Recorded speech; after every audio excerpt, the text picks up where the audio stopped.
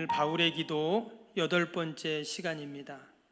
우리가 매주 금요기도회를 통해서 바울의 기도를 우리가 함께 살펴보고 있습니다. 여러분, 누군가 내 기도하는 소리를 듣고 있고 또 내 기도 내용을 알고 있고 아니면 또 내 기도를 엿듣고 있다, 그럼 기분이 어떨까요? 자기 기도나 잘하지 왜 남의 기도를 저러나, 이렇게 우리가 생각할 수도 있잖아요. 근데 우리가 지금 바울이 도대체 어떻게 기도했나, 또 바울은 어떤 기도 내용으로 기도했나를 지금 우리가 사실 엿보고 있습니다. 근데 바울의 기도를 우리가 서신서에 나오는 기도를 하나하나 살펴보면 살펴볼수록 참 바울은 기도의 사람이었구나. 그러니까 하나님이 저렇게 크게 사용하시고 또 그를 축복하시고, 바울이 하나도 어려운 일이 없고 환난이 없고 고난이 없었다, 이런 말이 아닙니다. 그도 똑같이 환난이 있고 어려움이 있었습니다. 아니, 더 큰 어려움이 있었죠. 주님의 교회를 섬기고 사명을 감당하고 주의 복음을 전하는 것 때문에 사실 그는 안 받아도 되는 그런 고난을 받고 어려움을 사실 당했습니다. 그런데 그가 그 모든 어려움들을 어떻게 다 넉넉히 승리할 수 있었는가? 우리가 아까 앞에서도 찬양했지만 모든 것이 은혜다, 이렇게 고백을 했어요. 오늘 마지막 절도 뭐라고 했습니까? 우리 주 예수 그리스도의 은혜가 너희에게 있을지어다, 이렇게 지금 고백을 하고 있잖아요. 하나님께서 바울의 기도를 통해서 하나님이 그런 은혜를 주시고 또 모든 어려움도 넉넉히 이기는 그러한 복을 주셨는 줄로 믿습니다. 그래서 우리가 바울이 어떻게 기도했는가를 잘 살펴봐야 돼요. 조금 미안하긴 하지만 남이 기도지만 우리가 잘 살펴봐야 합니다. 오늘 이 데살로니가전서 5장에도 지금 바울의 기도가 지금 나오고 있습니다. 우리가 아는 것처럼 이 데살로니가 교회는 바울의 2차 전도 여행 때 그 마게도냐의 데살로니가라는 지역에서 복음을 전합니다. 근데 그가 그곳에서 복음을 전하는데 이 데살로니가 동네 사람들이 좀 괴팍했어요. 그래가지고 어디 와서 이상한 이야기를 하냐 하면서 니네 뭐야 이러면서 다윗과 바울과 그 전도하는 일행들을 죽이려고 합니다. 그래갖고 거기서 도망을 칩니다. 그래서 베레아라는 지역에 가서 전도를 해요. 근데 또 이 데살로니가 사람들이 또 어떻게 알고 왔는지 거기까지 쫓아와가지고 또 이 바울을 잡으려고 합니다. 그래서 또 다시 바울이 어디로 도망갑니까? 아덴, 지금의 아테네로 또 다시 피신을 하게 됩니다. 근데 바울이 아덴에 있으면서 생각해 보니까 좀 미안한 거예요. 이 데살로니가 교회 사람들이 복음을 전했을 때 복음을 듣고 또 예수님 믿는 사람들이 있었는데 도대체 그 사람들 어떻게 됐나 이제 궁금하잖아요. 그래서 당시 실라와 디모데를 이 데살로니가로 보냅니다. 그리고 또 바울은 다시 고린도로 가요. 나중에 이 디모데가 와서 이제 데살로니가 교회에 대한 이제 이야기들을 하게 되죠. 그 이야기를 듣고 나서 지금 바울이 이 데살로니가 전후서를 이제 보내게 됩니다. 그때가 AD 한 50년, 52년경인데 바울이 그 이야기를 들었는데 깜짝 놀라게 됩니다. 사실 바울이 데살로니가에서는 한 2, 3주밖에 복음을 전하지 못했어요. 아까 말씀드린 것처럼 막 그 동네 사람들이 막 난리를 펴가지고 도망을 쳤거든요. 그런데 얘기를 들어보니까 도리어 이 데살로니가 사람들이 어땠냐면, 근데 데살로니가 1장에 나오는데요. 제가 한번 읽어드리면 1장 6절, 7절 말씀인데, 또 너희가 많은 환난 가운데서 성령의 기쁨으로 말씀을 받아 우리와 주를 본받는 자 되었으니 그러므로 너희가 마게도냐와 아가야에 있는 모든 믿는 자의 본이 되었느니라. 지금 이 데살로니가 사람들이 많은 환난이 있다 그랬죠. 그럼에도 불구하고 자기네뿐만 아니라 그 마게도냐 아가에 있는 모든 교회 믿는 자들에게 지금 본이 됐다, 이런 얘기를 해요. 지금 바울은 지금 다른 데로 도망을 갔잖아요. 그런데 이 데살로니가 교회 성도들은 그 환난 가운데서도 여전히 교회를 지키고 또 사명을 감당하면서 다른 지역 교회 성도들에게 지금 본이 되는 너무나 귀한 신앙을 지금 가지고 있다는 것이죠. 그래서 바울이 그 이야기를 듣고 이제 편지를 쓰는 겁니다. 뭐라고 썼냐면 그 1장 2절에 이런 말씀이 나와요. 1장 2절 보면 우리가 너희 모두로 말미암아 항상 하나님께 감사하며 기도할 때에 너희를 기억함은 그랬어요. 바울이 한편으로는 데살로니가 교회 성도들에게 좀 미안했어요. 또 생각할 때마다 죄송했어요. 그러면서 또 한편으로 어떤 마음이 들었냐? 감사했어요. 그리고는 늘 이 데살로니가 교회 성도들 위해서 기도를 했다. 이렇게 지금 나옵니다. 여러분, 저와 여러분이 늘 이 데살로니가 교회 성도들처럼 본이 되고 또 우리 석병교회가 이 지역의 다른 교회에 늘 본이 되는 교회가 여러분 되어야 할 줄로 믿습니다. 바울이 그 데살로니가 교회를 생각하면서 감사하고 또 늘 기도했던 것처럼 하나님께서 우리 석병교회를 그처럼 축복하시고 또 칭찬하시고 또 그것이 하나님께 여러분 영광이 될 줄로 믿습니다. 그러면서 이제 바울이 이 디모데 전후서를 통해서 여러 가지 내용을 이제 이야기합니다. 또 부활에 대한 내용, 재림에 대한 내용, 당시에 이단과 거짓 교사들에 대해서 경계할 것에 대한 내용들을 쭉 이제 편지를 보내게 되죠. 그러면서 오늘 함께 읽었던 이 5장은 이제 마지막에 기도를 하는 내용이 나옵니다. 과연 바울이 데살로니가 교회 성도들 너무나 감사하고 또 그들을 위해서 기도했다고 했는데 과연 어떤 기도를 했는가? 오늘 먼저 23절을 다시 보시면 평강의 하나님이 친히 너희를 온전히 거룩하게 하시고 또 너희의 온 영과 혼과 몸이 우리 주 예수 그리스도께서 강림하실 때 흠없게 보존되기를 원하노라. 지금 기도하고 있는 거죠. 근데 보니까 여기 두 가지가 나오는데 하나님이 하시는 일과 우리 성도들이 하나님 앞에서 해야 할 일이 나옵니다. 먼저 하나님이 하시는 일은 어떤 일인가? 하나님께서 우리를 친히 어떻게 한다고요? 친히 너희를 온전히 거룩하게 하신다. 이 말씀이 나왔어요. 그럼 우리는 하나님 앞에서 어떻게 해야 될까요? 영과 혼과 몸이 우리 주 예수 그리스도의 강림하실 때까지 흠없이 보존해야 된다는 거예요. 여기에 보면 흠없다라는 말이 이제 거룩과 같은 말입니다. 그래서 지금 바울이 이 데살로니가 교회 성도들을 위해서 기도할 때 어떤 기도를 했냐면 우리가 영과 혼과 육이 주님 다시 오실 때까지 흠없이 거룩하게 우리가 보존돼야 됩니다. 이런 기도를 지금 하고 있어요. 우리가 거룩이라고 할 때 성도들은 두 가지를 생각을 하게 됩니다. 하나는 도덕적 윤리적인 경건의 모습, 그것을 이제 거룩으로 이해하죠.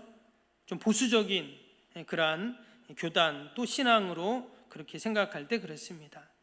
근데 또 한 부류는 거룩을 영적인 것, 신령한 것으로만 또 이해하기도 합니다. 이것은 뭐 오순절 교단이나 순복음교회가 그런 경향이 있죠. 근데 오늘 23절을 잘 보시면 뭐라고 했어요?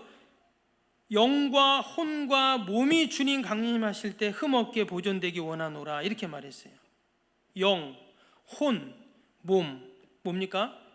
우리의 모든 전 인격이 다 거룩하게 돼야 된다 하는 거예요. 한 영역만 거룩해지는 게 아니라 모든 것이 다 거룩해져야 된다 이런 말씀을 지금 하고 있는 것입니다.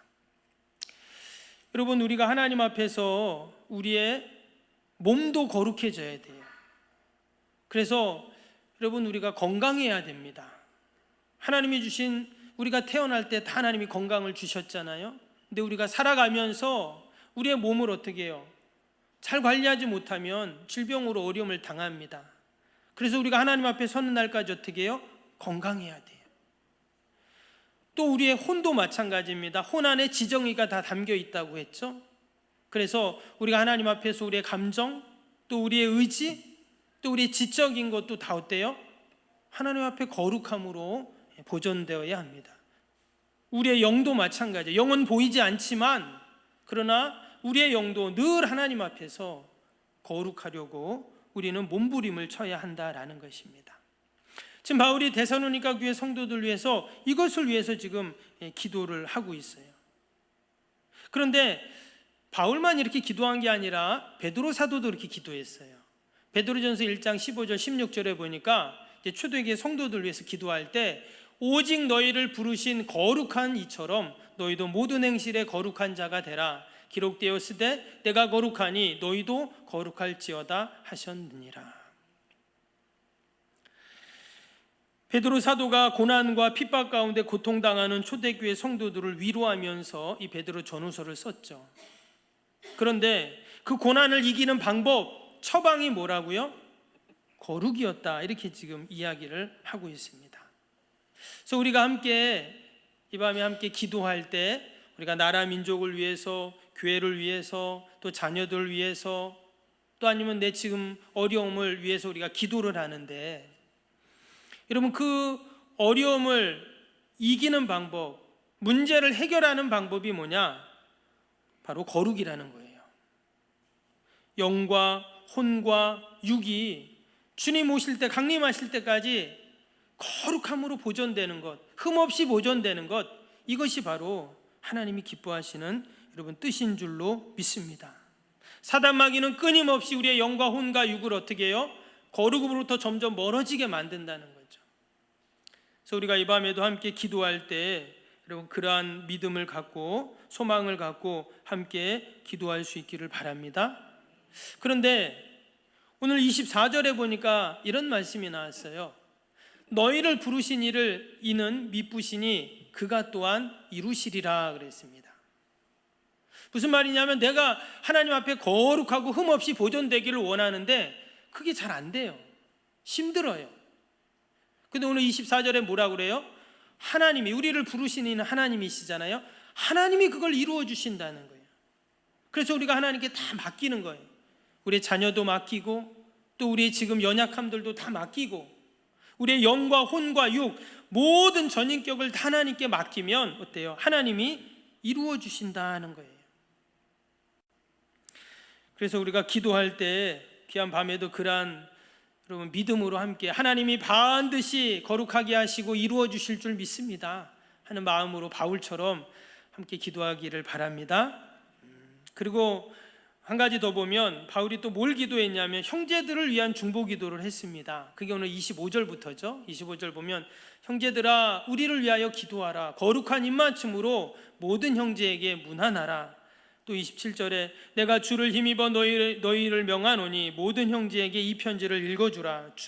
우리 주 예수 그리스도의 은혜가 너희에게 있을지어다. 우리가 거룩하면 앞에 말씀드린 것처럼 내 자신이 하나님 앞에 흠없이 보존되는 것도 거룩입니다. 근데 이어서 지금 거룩이 거기서 끝나는 것이 아니라 어떻게 했어요? 형제들 위해 기도하는 것, 거룩한 입맞춤으로 그렇게 나가는 것, 이것이 바로 거룩이라는 거예요. 그 게리 토마스라는 미국의 아주 유명한 침례교 목사님이 있습니다. 영성에도 색깔이 있다라는 아주 엄청난 베스트셀러 책도 쓰신 분인데 이분이 일상영성이라는 책을 썼는데 거기 아주 좋은 예화가 하나 일화가 하나 나옵니다.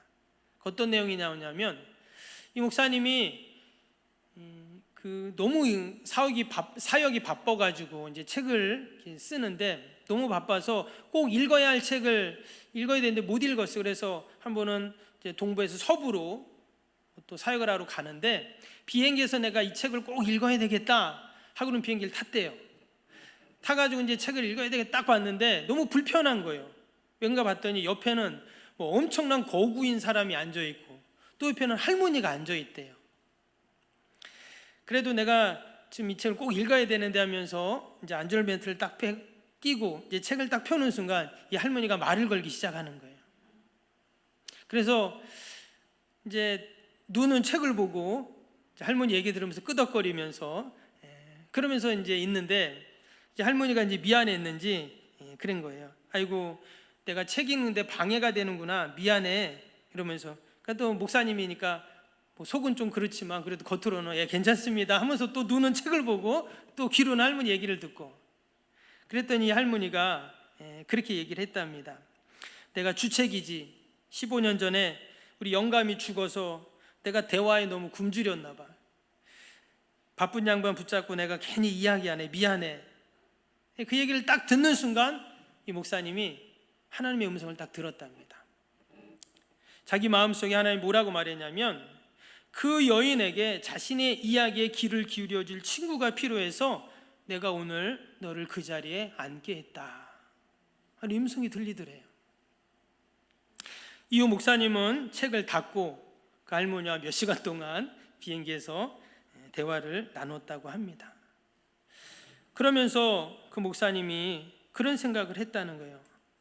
할머니의 이야기를 귀 기울여 들어주는 것, 이것이 바로 하나님께서 나에게 주신 작은 은혜의 그 기회에 응답함으로써 내가 하나님의 임재를 경험하고 또 내 내면에 하나님께서 거룩을 경험하게 하시는구나 하는 고백과 간증을 그 책에서 하고 있습니다. 몇 시간 동안 책을 저술하기 위한 책을 반드시 읽어야 되는 게 맞습니다. 그러나 하나님께서는 그것이 거룩이 아니라 하나님의 은혜의 기회 자리 앞에 내가 신실하게 응답하는 것, 그것이 바로 거룩을 이루어가는 것이다는 거예요. 그리고 우리 일상생활에도 또 마찬가지입니다. 우리가 거룩이라고 여러분 엄청난 그런 영적인 것이 거룩이 아닙니다. 내가 늘 하나님의 음성을 듣고 내 하나님과 동행하고 하나님을 인식하고, 여러분 이것이 바로 여러분 거룩인 줄로 믿습니다. 이 밤에도 우리가 찬양합니다. 또 나라 민족과 교회와 또 여러 가지 기도 제목 갖고 우리가 기도합니다. 여러분 이것이 거룩과 무관하지 않아요. 이 시간이 거룩한 시간이고 이 시간이 성화의 시간이고 이 시간이 거룩을 이루어가는 여러분 시간인 줄로 믿습니다. 다시 한번 지금 바울이 그 데살로니가 교회 성도들을 위해서 함께 기도할 때 거룩의 능력을 그들이 소유하기를 소망하면서 기도했던 것처럼 우리가 이 밤에도 함께 그러한 소망을 갖고 우리 자녀들 또 우리 연약한 성도들 또 교회를 위해서 또 나라 민족을 위해서 우리가 함께 거룩에 이룰 수 있도록 또 하나님께서 이루어 달라고 함께 기도하는 저와 여러분이 되기를 축복합니다.